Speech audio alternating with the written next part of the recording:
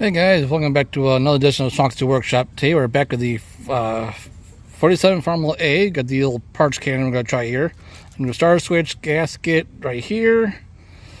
Then I got basic tools, pliers, screwdriver, and wrenches.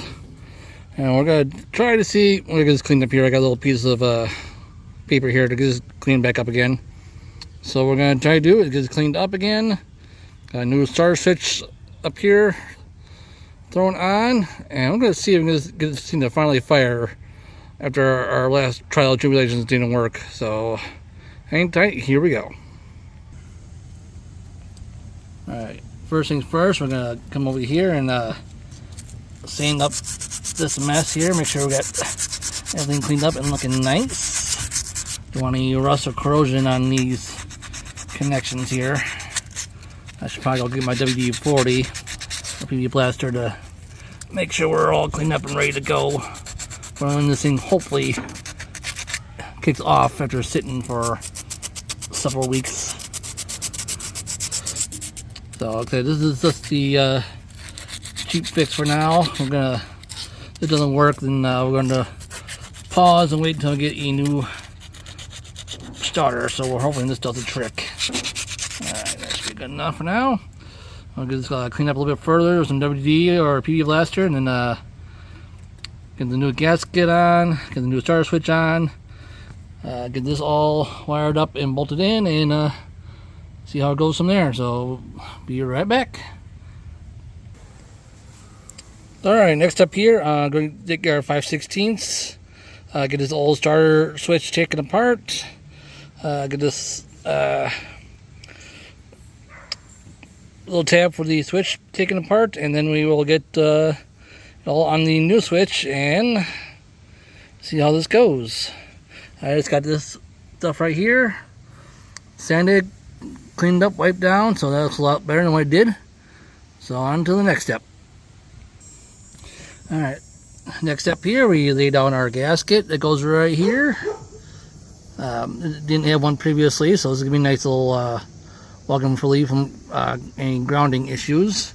And then next we're going to take this little guy right here, take him off. We're going to put him on the new switch, and then get the new one placed on and see how it goes. I mean, the switch doesn't look half bad. I mean, it looks like it's making contact with both pads, but we're not getting contact with the starter, so I'm going to see how the new one does. Alright, nope. Trigger for the ignition switch switched over, working fine. Alright, well, let's get this guy on and proceed to the next step. Alright, new starter switch is on with the gaskets. There's just two little flathead screws, one on this side, one on the other side. You have to get two from the other side. I'm recommending using a stubby screwdriver for this. So next we're going to be installing our push lever here for the starter rod, and then we'll reconnect our power and see what she does from there.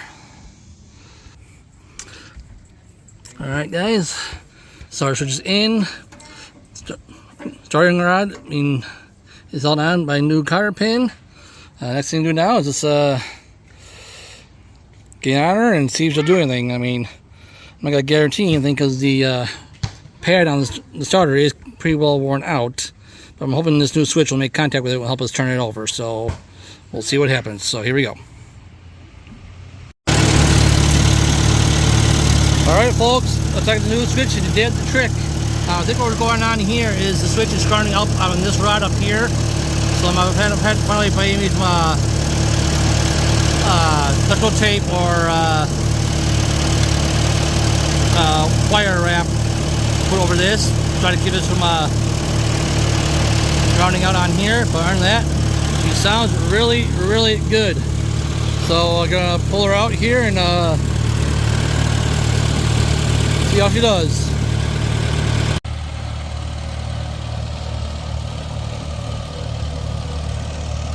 Alright guys, second official test drive. I took her around the block earlier, but I wasn't about to try to steer and drive at the same, steer and video at the same time, but there we go, she's alive. Next weekend I'm going to try to hopefully start working on the headlights, so that'll be another video. See you guys next time.